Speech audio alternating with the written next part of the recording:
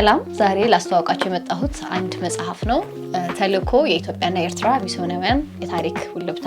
እንግዲህ ይህንን መጽሐፍ ለመጻፍ የተነሳሳውበት ምክንያት በአንድ ወቅት ለሚስዮን አገልግሎት ሀገር ለመውጣት በተነሳውበት ጊዜ ነው። በዛን ወቅት ላይ እኔ የነበረኝ ቅናት፣ እኔ የነበረኝ ተነሳሽነት፣ ከዛ ደግሞ ከአማኙ ማህበረሰብ ከአንዳንድ ሰዎች በተለይ ያገኘሁት ምላሽ ምናልባት የሚስዮን አገልግሎት ላይ ትልቅ የመረጃ ክፍተት እንዳላሳየኝ። በዛን ወቅት ብዙ ሰዎች ላይ የነበረው አመለካከት ሚስዮናዊ ማለት አንድ በእድሜው የጠና ፈረንጅ እንጂ ኢትዮጵያዊ ወጣት ሴትን ያማከለ አልነበረም። ቤተክርስቲያንም ለሚስዮን አገልግሎት የሚገባውን ያክል ትኩረት ስትሰጥ አይታይም ነበር።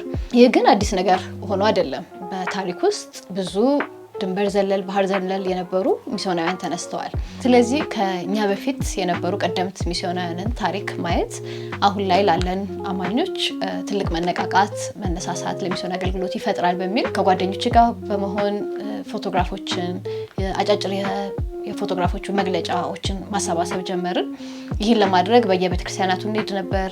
ብዙ የታሪክ መጽሐፎችንም ማገላበጥ ነበረብን። መረጃ በማሰባሰብ ሂደት ውስጥ የሄድንበት መንገድ ያሳየን ብዙ ነገሮች በቀላሉ የሚታለፉ አልነበረም። አውደ ርዕይ ለማዘጋጀት የተነሳንበት ሂደት ቀስ በቀስ ይህን መጽሐፍ ሊወልድ ችሏል። በዚህ መጽሐፍ ውስጥ ከ50 በላይ የሚሆኑ የኢትዮጵያና የኤርትራ ሚስዮናውያን ታሪኮች ታገኛላችሁ።